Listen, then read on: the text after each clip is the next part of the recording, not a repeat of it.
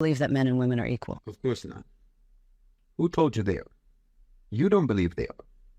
If it's something that you have to constantly ask about, constantly struggle to achieve and enforce, then it isn't a natural state, is it? If it was an obvious, accepted fact, then it goes without saying. No argument is necessary. No one ever says, do you believe that men and women both have arms and legs?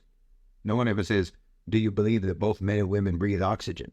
But you ask, are they equal? Or do I think that they're equal? Do I believe that they're equal?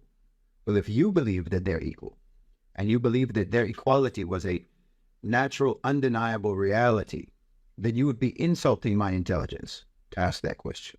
Just as you would be insulting my intelligence if you ask me, Shahid, do you believe that both men and women have arms and legs and breathe air? But you're not actually asking me if men and women are equal. You're asking if I believe that they're equal, which means that you're asking me if I believe in your concept of equality. Well, I don't. It's an incoherent concept. Of course I don't believe that. Men and women are not equal. Men and men are not equal. Women and women are not equal. Individuals are not equal. How can collections of individuals be equal with collections of other individuals? That's illogical. It doesn't make any sense. Are you equal with your boss? If so, then why is he or she your boss instead of you?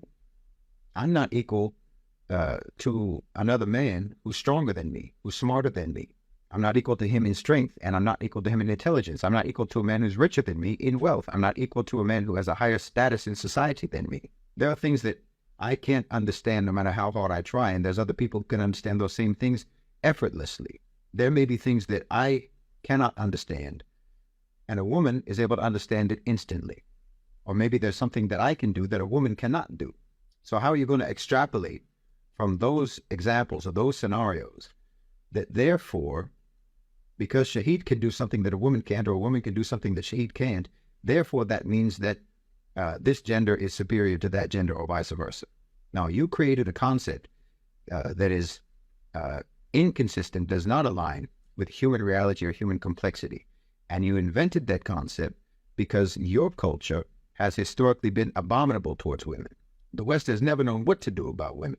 You went back and forth for centuries trying to decide if women were goddesses or witches, tools of the devil, the cause of original sin. You used to wonder whether or not women even had souls.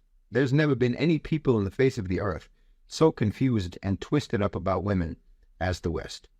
And then you came up with this so-called solution, which was to create this even more confused concept of equality. And then you'll accuse the Muslim world, and in fact, the entire non-Western world, of being misogynistic and patriarchal, which is what you are. You would accuse the rest of the world for that, because the rest of the world never talked about equality the way that you do. But the reason we didn't talk about equality was because we were never as confused as you are, and have always historically been, about being humans. And then you try to force us to try to explain our beliefs to you according to your framework, to try to explain to you, for example, how Islam actually upholds the equality of the sexes in terms of both men and women having equal innate value, but they have different roles in society and so on. Why should we try to make our clarity align with your confusion? Why do you find it necessary to believe in the fantasy of equality when we all know that some people are better than others? We all know that some people are smarter than others. We all know that some people are more capable than others.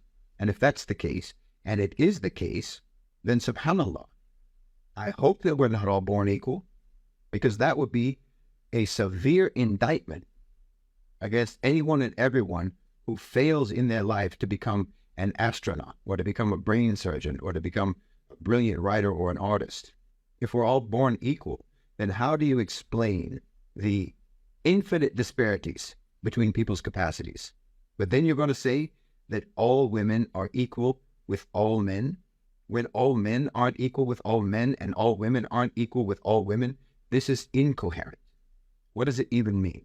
You in the West, because you largely become atheists, will make fun of Muslims, will make fun of our intelligence, because, as you say, we believe in fairy tales. You say, we believe in a God without evidence.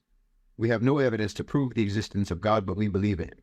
Meanwhile, you invent a concept, this concept of equality, and treat it as sacred, and you believe in it religiously, with religious devotion, and you demand that everyone believes in it, and no one can dare doubt the reality and the holy truth of the concept of equality, even though all evidence that you are exposed to on a daily basis disproves that concept.